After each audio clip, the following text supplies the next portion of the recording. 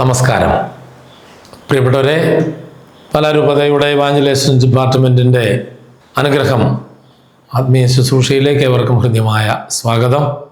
രൂപതയുടെ പ്ലാറ്റിനം ജൂബിലിയോടനുബന്ധിച്ചുള്ള നവീകരണ ശുശ്രൂഷകളുടെ ഭാഗമാണ്. ഇന്ന് നമ്മൾ കൈകാര്യം ചെയ്യുന്ന വിഷയം ലഹരി വിരുദ്ധ ചിന്തകളാണ്. ലഹരി വിരുദ്ധ ചിന്തകളിലൂടെ നമ്മൾ കടന്നു പോകുമ്പോൾ എന്താണ് യഥാർത്ഥത്തിൽ ഈ ലഹരി വസ്തു ഉപയോഗിക്കുന്ന വ്യക്തിയുടെ ജീവിതത്തിൽ സംഭവിക്കുന്നത് എന്ന് നമ്മൾ കാണുകയാണ്.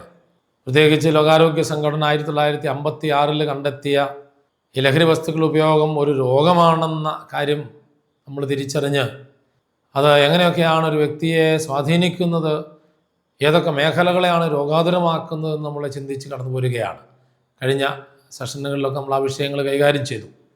അത് ശരീരത്തിൻ്റെ രോഗമാണെന്നും മനസ്സിൻ്റെ രോഗമാണെന്നും ആത്മാവിൻ്റെ രോഗമാണെന്നും കുടുംബത്തിൻ്റെ രോഗമാണെന്നും സമൂഹത്തിൻ്റെ രോഗമാണെന്നും നമ്മൾ കണ്ടു കഴിഞ്ഞു. അതിലെ ശരീരത്തിൻ്റെ രോഗത്തെക്കുറിച്ചുള്ള പഠനങ്ങളിലാണ് നമ്മളിപ്പോൾ. ഞാൻ വേഗമായിട്ട് അങ്ങ് പറഞ്ഞു പോകുന്നതേ ഉള്ളൂ. ഒത്തിരി വിശദാംശങ്ങളിലേക്ക് കിടക്കാനായിട്ട് നമുക്ക് സമയം പോരാ. അപ്പോൾ കഴിഞ്ഞ ഒരു 8 വർഷക്കാലത്തിലധികം ഈ കേരളത്തിലെ പ്രമുഖമായ 2 സെൻറ്ററുകളിൽ ചെയ്ത ശുശ്രൂഷയുടെ വെളിച്ചത്തിൽ കൂടിയാണ്, അനുഭവത്തിൻ്റെ തലത്തിൽ നിന്നുകൊണ്ടുകൂടിയാണ് ഞാൻ ഇത് സംസാരിക്കുന്നത്. അപ്പോൾ ഇത് ശരീരത്തിൻ്റെ ഉച്ചി മുതൽ ഉള്ളങ്കാൽ വരെയുള്ള എല്ലാ അവയവങ്ങളെയും രോഗാതുരമാക്കും എന്ന് ഞാൻ പറഞ്ഞു കഴിഞ്ഞു. അത് ശാരീരിക തലത്തിലുള്ള രോഗങ്ങളെക്കുറിച്ച് പറയുമ്പോൾ അത് ഫ്രം മൗത്ത്, വായിൽ തുടങ്ങും. വായിലും തൊണ്ടയിലുമൊക്കെ ക്യാൻസർ സമ്മാനിക്കുന്നു എന്ന് കണ്ടു കഴിഞ്ഞു. അവിടെ താഴേക്ക് വന്നാൽ സ്റ്റൊമക്കിന് ഉണ്ടാകുന്ന അവസ്ഥയെക്കുറിച്ച് പറഞ്ഞു കഴിഞ്ഞു. അത് ഗാസ്ട്രൈറ്റിസ്, പെപ്റ്റിക് അൾസർ, ക്യാൻസർ എന്ന അവസ്ഥയിൽ അത് എത്തിക്കും. വീണ്ടും കരളിനെ അത് രോഗാതുരമാക്കും. കാരണം കരളാണ് ഈ ഉപയോഗശൂന്യമായ അല്ലെങ്കിൽ ശത്രുവായ ഈ ലഹരി വസ്തുവിനെ ദഹിപ്പിക്കുന്ന വലിയ ശ്രമകരമായ ജോലി ചെയ്യുന്നത്.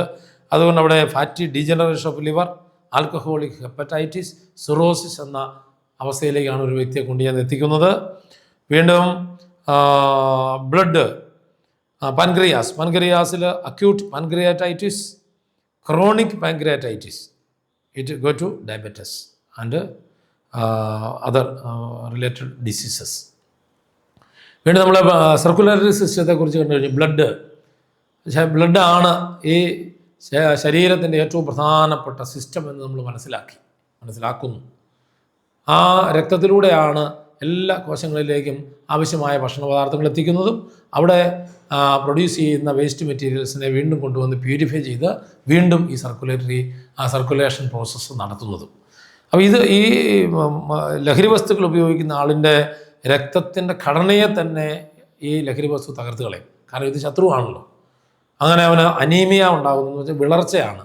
രക്തത്തിൽ ആവശ്യമുള്ള ഘടകങ്ങൾ ഇല്ലാതാകുമ്പോഴാണ് ഈ വിളർച്ച ഉണ്ടാകുന്നത്. രക്തത്തിൻ്റെ അളവ് കുറയുമ്പോഴും ഒക്കെ വിളർച്ച ഉണ്ടാകുന്നു. അതുപോലെ തന്നെ ലോസ് ഓഫ് വൈറ്റമിൻസ്, മിനറൽസ്, ഇങ്ങനെയുള്ളതെല്ലാം രക്തത്തിൽ നിന്നില്ലെന്നാകുന്നു. വീണ്ടും ഡിക്രീസ്ഡ് റെസിസ്റ്റൻസ് ടു ഇൻഫെക്ഷൻ, രോഗപ്രതിരോധ ശേഷി നഷ്ടപ്പെട്ടു പോകുന്നു. ഇത്രയും കാര്യം കണ്ടു കഴിഞ്ഞു. വീണ്ടും ഹൃദയവുമായി ബന്ധപ്പെട്ട കാര്യമാണ് നമ്മൾ പറഞ്ഞത്. ഹൃദയത്തിൻ്റെ ഏറ്റവും വലിയ ശത്രുവാണ് ഈ ലഹരി വസ്തു എന്ന് നമ്മൾ കണ്ടു കഴിഞ്ഞ സെഷനിൽ നമ്മൾ ഡിസ്കസ് ചെയ്തതാണ്.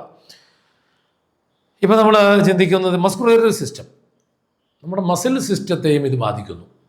മസിൽ സിസ്റ്റത്തെ പ്രധാനമായിട്ട് ബാധിക്കുന്നത് 2 കാര്യങ്ങളിലാണ്. അത് മസിൽ വേസ്റ്റിംഗ് എന്ന് പറയുന്നത്, അല്ലെങ്കിൽ മസിലിൻ്റെ ശക്തി, മസിൽ വീക്ക്നെസ് സംഭവിക്കുകയാണ്. കാരണം ഇത് ഈ ലഹരി വസ്തു ശത്രുവാണ്. അത് ശരീരത്തിൻ്റെ ഓരോ സെല്ലുകളിലേക്കും കടന്നു ചെന്ന് അതിനെ ഇൻആക്റ്റീവായി മാറ്റുന്നതിൻ്റെ ഭാഗമാണ് ശരീരത്തിൻ്റെ പേശികളെ അത് ബലക്ഷയമുള്ളതാക്കി മാറ്റുന്നത്.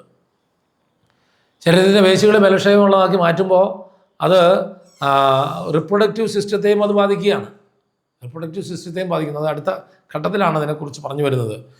അപ്പോൾ ശരീരത്തിന് ബലക്ഷയത്തിന് കാരണമാകുന്നു ഈ ലഹരി വസ്തുക്കൾ. അങ്ങനെ മസ്കുലർ സിസ്റ്റത്തെ ഇത് ബാധിക്കുന്നു എന്ന് നമ്മൾ തിരിച്ചറിയുകയാണ്. അപ്പോൾ മസിൽസിനെയൊക്കെ ഉപയോഗശൂന്യമാക്കി കളയും ലഹരി വസ്തുക്കൾ. അടുത്തത് റിപ്രൊഡക്റ്റീവ് സിസ്റ്റമാണ്. റിപ്രൊഡക്റ്റീവ് സിസ്റ്റത്തെയും വളരെ ഗൗരവമായ വിധത്തിൽ ഈ ലഹരി വസ്തുക്കൾ ബാധിക്കുന്നു അല്ലെങ്കിൽ രോഗാതുരമാക്കുന്നു.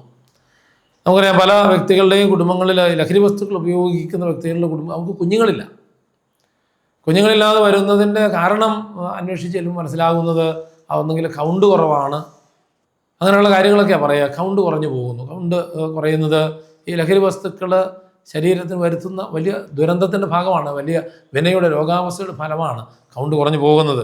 അതിൻ്റെ ഫലമായിട്ട് സംഭവിക്കുന്നതിന് കാരണമാകുന്നു ഈ ലഹരി വസ്തുക്കൾ. അങ്ങനെ മസ്കുലർ സിസ്റ്റത്തെ ഇത് ബാധിക്കുന്നു എന്ന് നമ്മൾ തിരിച്ചറിയുകയാണ്. അപ്പോൾ മസിൽസിനെയൊക്കെ ഉപയോഗശൂന്യമാക്കി കളയും ലഹരി വസ്തുക്കൾ. അടുത്തത് റിപ്രൊഡക്റ്റീവ് സിസ്റ്റമാണ്. റിപ്രൊഡക്റ്റീവ് സിസ്റ്റത്തെയും വളരെ ഗൗരവമായ വിധത്തിൽ ഈ ലഹരി വസ്തുക്കൾ ബാധിക്കുന്നു അല്ലെങ്കിൽ രോഗാതുരമാക്കുന്നു. നമുക്കറിയാം, പല വ്യക്തികളുടെയും കുടുംബങ്ങളിൽ ലഹരി വസ്തുക്കൾ ഉപയോഗിക്കുന്ന വ്യക്തികളുടെ കുടുംബം നമുക്ക് കുഞ്ഞുങ്ങളില്ലാതെ വരുന്നതിൻ്റെ കാരണം അന്വേഷിച്ച് ചെല്ലുമ്പോൾ മനസ്സിലാകുന്നത് ഒന്നെങ്കിൽ കൗണ്ട് കുറവാണ്, അങ്ങനെയുള്ള കാര്യങ്ങളൊക്കെയാണ് പറയുക. കൗണ്ട് കുറഞ്ഞു പോകുന്നു. കൗണ്ട് കുറയുന്നത് ഈ ലഹരി വസ്തുക്കൾ ശരീരത്തിന് വരുത്തുന്ന വലിയ ദുരന്തത്തിൻ്റെ ഭാഗമാണ്, വലിയ വിനയുടെ രോഗാവസ്ഥയുടെ ഫലമാണ് കൗണ്ട് കുറഞ്ഞു പോകുന്നത്. അതിൻ്റെ ഫലമായിട്ട് സംഭവിക്കുന്നത് ഇമ്പോർട്ടൻസിയാണ്. വീണ്ടും എഫിഷ്യൻസി, അതാദ്യം പറഞ്ഞ ഈ മസ്കുലർ സിസ്റ്റമായിട്ടും കൂടെ ബന്ധപ്പെട്ടതാണ്. എഫിഷ്യൻസി എന്ന് പറഞ്ഞാൽ ലഹരി വസ്തുക്കൾ തുടർച്ചയായിട്ട് ഉപയോഗിക്കുന്ന ആളുകൾക്ക്, പ്രത്യേകിച്ച് പുരുഷന്മാർക്ക് സെക്ഷുവൽ ധർമ്മം നിർവഹിക്കാൻ കഴിയാത്ത വിധത്തിൽ ദേ വിൽ ബിക്കം ഇൻഎഫിഷ്യൻറ്റ്. ഇതാണ് അതിൻ്റെ കാരണം. അത് പിന്നീട് കുടുംബത്തിലെ മറ്റ് പ്രശ്നങ്ങളിലേക്കൊക്കെ കടന്നു പോകുന്നതാണ് ഞങ്ങൾ കാണാറ്. അവർക്ക് സെക്സ് അങ്ങനത്തെ കാര്യങ്ങളൊന്നുമില്ല, പക്ഷേ കുടുംബത്തിൽ ജീവിത പങ്കാളി സമാധാനമായിട്ട് സന്തോഷമായിട്ട് ഇരിക്കുന്നത് കാണുമ്പോൾ അവരതിനെ തെറ്റിദ്ധരിക്കും. അതെനിക്ക് വേറെ ഇടപാടുണ്ട് എന്ന് പറഞ്ഞുകൊണ്ടാണ് പിന്നെ വഴക്ക്. ലഹരി വസ്തു ഉപയോഗിക്കുന്ന ഒരാളിനെ സംബന്ധിച്ചിടത്തോളം ആളിന് അപ്പനില്ല, അമ്മയില്ല, ഭാര്യയില്ല, മക്കളില്ല, സ്വന്തം ബന്ധമൊന്നുമില്ല. എന്നുവെച്ചാൽ അതൊന്നും ആവശ്യമില്ല. അദ്ദേഹത്തിന് ലഹരി വസ്തു മാത്രം മതി. കുടുംബത്തിൻ്റെ ഉത്തരവാദിത്തങ്ങൾ, ധർമ്മങ്ങൾ നിർവഹിക്കുന്നതിനെക്കുറിച്ച് അവർക്ക് വലിയ വ്യഗ്രതയൊന്നുമില്ല. പറഞ്ഞു വന്നത് ഈ ഇമ്പോർട്ടൻസിയും അതുപോലെ തന്നെ ഇൻഎഫിഷ്യൻസി സമ്മാനിക്കുന്നുണ്ട്. ഇനി അതിനൊരു മറുവശം പറഞ്ഞാൽ, സ്ത്രീകളുമായി ബന്ധപ്പെടുത്തി പറഞ്ഞു കഴിഞ്ഞാൽ, വിദേശ രാജ്യങ്ങളിലൊക്കെ ഈ രോഗാതുരരായ കുഞ്ഞുങ്ങൾ, ഡൗൺ സിൻഡ്രോം പോലുള്ള അങ്ങനെയുള്ള രോഗങ്ങളുള്ള കുഞ്ഞുങ്ങളുണ്ടാകുന്നതിൻ്റെ അടിസ്ഥാനം തേടി ശാസ്ത്രജ്ഞന്മാർ ചെന്നെത്തുന്നത് സ്ത്രീകൾ ലഹരി വസ്തുക്കൾ ഉപയോഗിച്ചാൽ അവർക്കുണ്ടാകുന്ന കുഞ്ഞുങ്ങൾക്ക് ഡീഫോമിറ്റി നിശ്ചയമായും ഉണ്ടാകാം എന്നാണ് അവർ കണ്ടെത്തുന്നത്. ഇതാണ് ഈ റിപ്രൊഡക്റ്റീവ് സിസ്റ്റത്തെ ഗൗരവമായിട്ട് ബാധിക്കുന്നത്.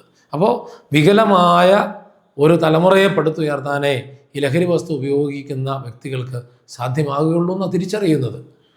നമ്മൾ ഈ അടുത്തത് നെർവസ് സിസ്റ്റമാണ്. നെർവസ് സിസ്റ്റം നമ്മളുടെ മനസ്സുമായി ബന്ധപ്പെട്ട കാര്യമാണ്. ഞാൻ ആ വിശദാംശങ്ങളിലേക്ക് ഞാൻ ഇന്ന് ഈ ക്ലാസ്സിൽ കിടക്കുന്നില്ല. നമ്മൾ അടുത്ത സെഷനിൽ നമ്മൾ ഈ വിഷയം കൂടുതലായിട്ട് നമ്മൾ ചർച്ച ചെയ്യും.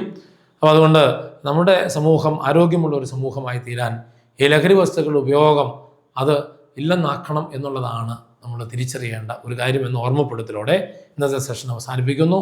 ഒരു നല്ല ദിവസം എല്ലാവർക്കും ആശംസിക്കുന്നു. നമസ്കാരം.